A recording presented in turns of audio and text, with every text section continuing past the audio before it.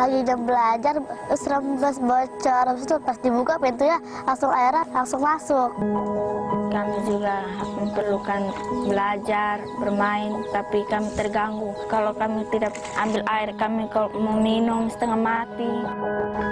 Tanpa disadari, hak pendidikan, hak ruang bermain, hingga kesejahteraan untuk mendapatkan kehidupan yang layak bagi anak-anak Indonesia terampas oleh krisis iklim. Aturan pemerintah yang jarang memasukkan dampak krisis iklim dalam kurikulum pendidikan dan juga fokus terhadap peserta didik menjadi salah satu faktornya. Anak Indonesia terdampak krisis iklim. Hasil UNICEF menunjukkan 28 juta anak terpapar banjirop, 15 juta anak terkena gelombang panas, dan lainnya terpapar polusi udara. Tapi, tindakan pemerintah yang fokus menyelamatkan anak dari dampak krisis iklim masih sangat minim. Berdasarkan laporan Generation Hope, menunjukkan bahwa lebih dari 60 juta anak Indonesia pernah mengalami setidaknya satu kali kejadian iklim ekstrim dalam setahun. Jutaan anak dan keluarga yang masuk dalam kategori kurang mampu mengalami 3,2 kali lebih banyak gagal panen karena dampak krisis iklim. Selain itu, kesadaran dan pemahaman anak-anak Indonesia tentang isu lingkungan masih sangat minim. Kurangnya pemahaman tentang krisis iklim menyebabkan mereka kurang peduli dan tidak memiliki kemampuan untuk melindungi diri dan juga lingkungan sekitar. Hal ini menjadi tantangan besar bagi kita, mengingat anak-anak adalah agen perubahan yang akan berperan aktif dalam mengatasi krisis iklim di masa yang akan datang. Berdasarkan salah satu jurnal artikel menyebutkan, sebagian besar peserta didik Indonesia mengalami miskonsepsi terhadap perubahan lingkungan. Kesadaran lingkungan peserta didik pada aspek sikap dan tindakan berdasarkan pemahaman mereka terhadap literasi tentang adaptasi dan mitigasi perubahan lingkungan menunjukkan belum ada kesadaran secara penuh. Isu perubahan iklim masih hanya terbatas pada topik-topik tertentu mata pelajaran seperti IPA, geografi, atau mata pelajaran yang berhubungan dengan lingkungan. Topik mengenai perubahan iklim itu sendiri belum bisa dikembangkan dalam mata pelajaran secara utuh. Krisis iklim yang teridentifikasi pertama adalah kurangnya kesadaran dan pemahaman peserta didik terhadap krisis iklim dan dampaknya. Kedua, keterbatasan kurikulum yang ada untuk mengintegrasikan pendidikan lingkungan hidup secara mendalam. Ketiga, aturan pemerintah yang belum memasukkan dampak krisis iklim dalam kurikulum secara utuh dan juga fokus terhadap peserta didik. Yang keempat, minimnya pelatihan untuk guru agar mereka dapat mengajar isu krisis iklim dengan cara efektif dan menarik.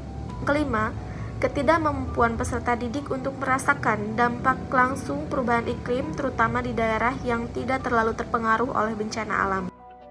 Pada fase define, kami menentukan permasalahan yang dihadapi, yaitu kurangnya kesadaran dan pemahaman peserta didik tentang krisis iklim dan dampaknya. Hal ini dipicu karena kurangnya pengalaman dan pengamatan peserta didik terhadap perubahan lingkungan di Indonesia.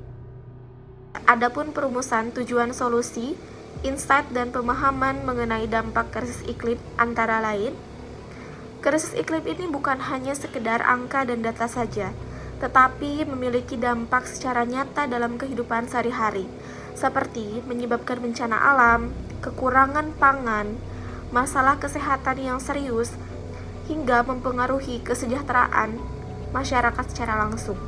Masyarakat kurang mampu dan kelompok marginal seringkali menjadi yang paling rentan terdampak krisis iklim. Meskipun krisis iklim membawa banyak tantangan, namun juga membuka peluang untuk inovasi dan perubahan positif. Krisis iklim ini dapat mendorong kita untuk mengembangkan teknologi baru, menciptakan inovasi, dan untuk membangun pendidikan yang berkualitas di masa yang akan datang.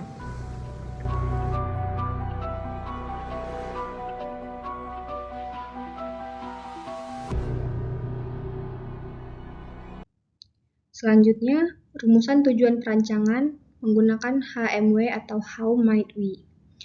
Bagaimana kita bisa membuat sebuah program atau proyek yang dapat memberikan dampak besar pada karakter peserta didik, mendidikan kesadaran krisis iklim kepada peserta didik agar mereka paham, peduli, dan dapat melindungi diri dari krisis iklim. Selanjutnya, fase ideate. Pada fase ini, kami mengumpulkan berbagai macam ide dan mendiskusikan ide-ide tersebut untuk menentukan solusi yang memungkinkan ditetapkan dalam menghadapi masalah tersebut. Kemudian setelah kami berdiskusi, kami memutuskan untuk menggunakan solusi program pembelajaran berbasis proyek dengan pendekatan lingkungan. Program pembelajaran berbasis proyek dapat menjadi salah satu cara yang efektif untuk mendidikkan kesadaran krisis iklim kepada peserta didik.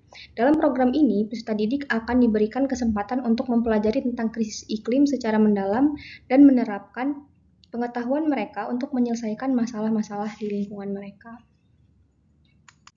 Berikutnya, hal yang mendasari pemilihan ide solusi. Dalam hal ini, kami membaca beberapa referensi dan menyimpulkannya sebagai berikut.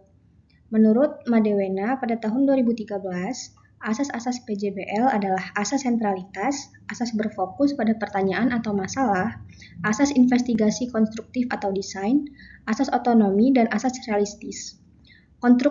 Konstruktivisme sendiri, menurut beberapa ahli psikologi, menjelaskan bahwa individu mengkonstruksi pengetahuan melalui interaksi mereka dengan lingkungan dan masing-masing dari individu mengkonstruksi pengetahuan secara berbeda.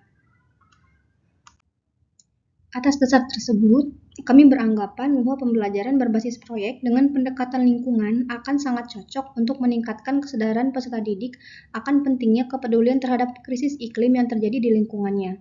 Hal tersebut juga sejalan dengan penelitian yang dilakukan oleh Lopez dan kawan-kawan pada tahun 2024, di mana hasil penelitiannya menunjukkan bahwa PJBL dengan pendekatan lingkungan efektif dalam meningkatkan kesadaran peserta didik terhadap lingkungannya. Yang terakhir, kesimpulan. Permasalahan terkait dampak dari perubahan iklim adalah sesuatu yang tidak bisa diselesaikan dalam waktu singkat. Peran pendidikan menjadi fondasi dasar sekaligus kendali untuk meningkatkan kapasitas diri dalam melakukan langkah strategi sejak dini terkait apa dan bagaimana melakukan hal positif untuk berkontribusi terhadap sekitarnya. Program pembelajaran berbasis proyek dapat menjadi salah satu cara yang efektif untuk mendidikan kesadaran krisis iklim kepada peserta didik. Dalam program ini, peserta didik akan diberikan kesempatan untuk mempelajari tentang krisis iklim secara mendalam dan menerapkan pengetahuan mereka untuk menyelesaikan masalah nyata di lingkungan mereka. Sekian presentasi dari kelompok kami. Wassalamualaikum warahmatullahi wabarakatuh.